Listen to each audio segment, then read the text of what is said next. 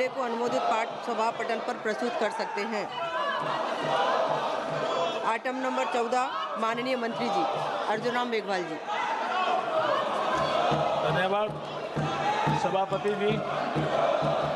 मैं आपके माध्यम से ये प्रस्ताव करता हूँ कि आज जो एक आइटम नंबर 14 में जो लेजिस्लेटिव बिजनेस में एक आइटम लगा हुआ है, the readjustment of the representation of schedule tribe in assembly constituency of state of Goa bill 2024 में, इसको पारित करने के लिए अनुरोध से पहले 1 मिनट बोलना चाहता हूँ कि इसमें पहले चर्चा हो चुकी है और करीब माननीय 14 सांसदों ने इसमें भाग लिया है और सभी दलों के लोग हैं। ये आवश्यक क्यों है?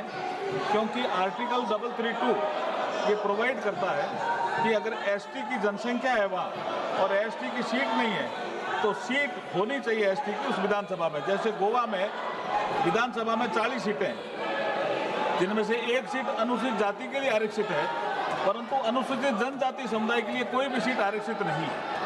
ये उल्लेखनीय है कि वर्ष 2002 में परिशमन की प्रक्रिया शुरू की गई थी और गोवा राज्य में अनुसूचित जनजातियों की जनसंख्या उस समय वर्ष 2001 की जनगणना के आंकड़ों के अनुसार केवल 566 रिकॉर्ड की गई थी, जबकि कुल जनसंख्या 13 लाख से अधिक थी।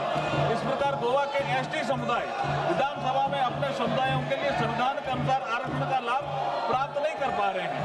इसलिए वर्ष 2003 में गोवा राज्य के अनुसूचित जनजातियों की सूची में 3 नए समुदायों कुणबी, गावड़ा और वैली को शामिल करने हेतु संविधान अनुसूचित जाति और अनुसूचित जनजाति आदेश संशोधन अधिनियम 2003 पारित किया गया।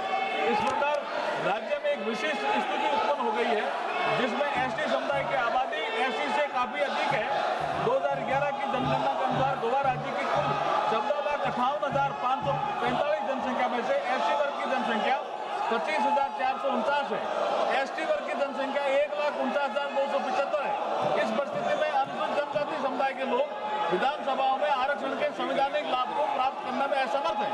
इस प्रकार गोवा राज्य में अनुसूचित जनजातियों के संवैधानिक अधिकारों की सुरक्षा सुनिश्चित करने के लिए संसदीय और विधानसभा निर्वाचन क्षेत्रों के परिशमन आदेश 2008 में संशोधन करने और राज्य के अनुसूचित जनजातियों के लिए गोवा राज्य में विधानसभा में सीटों को पुनः समायोजित करने के लिए निर्वाचन आयोग को सशक्त बनाने हेतु सक्षम प्रावधान के लिए कानून बनाना अनिवार्य है।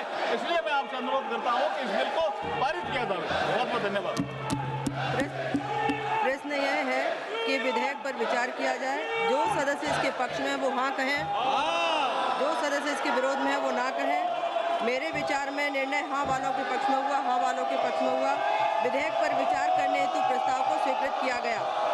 अब विधेयक सभा खंडवार विचार करेगी। माननीय सदस्य